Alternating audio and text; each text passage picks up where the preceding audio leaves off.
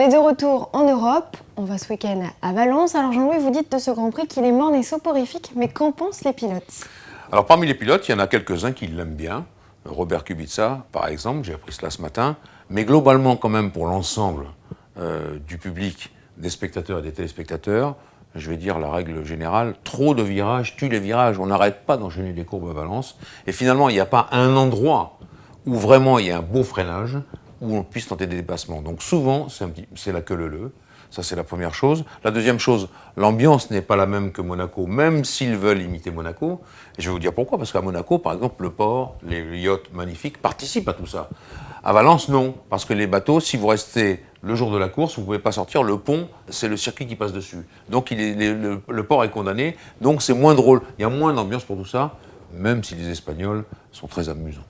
Juste une petite question, Jean-Louis, sur le circuit. À votre avis, que faudrait-il faire pour l'améliorer? On avait parlé de modifications l'année dernière, mais elles n'ont finalement pas eu lieu. Non, parce que l'Espagne est en crise, il faut bien le dire, crise financière importante, difficile, et que pour l'instant, la municipalité de Valence n'a pas les moyens d'arranger ce circuit, c'est-à-dire le faire passer par d'autres rues, agrandir peut-être l'espace pour ménager, comme je vous dis, 1 ou 2 points de freinage importants suivant une ligne droite. Donc pour l'instant, on en reste là. Ça fait un Grand Prix d'Europe, ça fait venir les spectateurs qui sont contents de voir Fernando Alonso, qui est l'idole là-bas. Donc en l'occurrence, on en reste là. Peut-être qu'un jour, si l'Espagne se sort de la crise, eh bien on aura un circuit de Valence quelque peu modifié. Vous parlez d'Alonso, l'idole de toute l'Espagne, et Pedro de la Rosa dans l'histoire? Ah non, mais non, j'aime bien Pedro de la Rosa. Il a même été pilote d'essai longtemps chez McLaren. Je l'aime bien, c'est un vieux de la vieille. Mais il faut dire que Fernando Alonso, c'est le double champion du monde. Tout le monde sait que c'est le chouchou. Il est comme Rafael Nadal, Alonso. S'il y a 2 personnes que le roi d'Espagne appelle tous les matins en se levant, c'est 1 Nadal, 2 Alonso, ou l'inverse. Mais c'est des stars. Donc le public vient voir Alonso. Parlons à présent technique. Quel point va-t-il falloir regarder sur les monoplaces à Valence? Alors Valence, c'est très probablement comme Monaco, c'est-à-dire appui maximal, non pas parce qu'il y a des courbes et qu'il faut bien tenir la route, mais surtout pour équilibrer la voiture dans les freinages.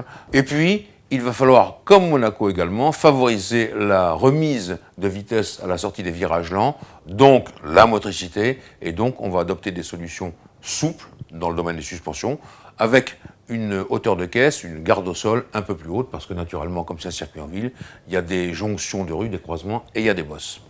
On sait que Ferrari arrive à Valence avec des modifications sur la monoplace, alors en quoi consiste-t-elle et y a-t-il d'autres écuries qui vont bénéficier d'améliorations? Et je crois que tout le monde a prévu pour ce retour en Europe des modifications. Ces modifications, elles sont simples, elles vont imiter la Red Bull Renault RB6, à savoir avoir des échappements qui soufflent très bas vers le sol.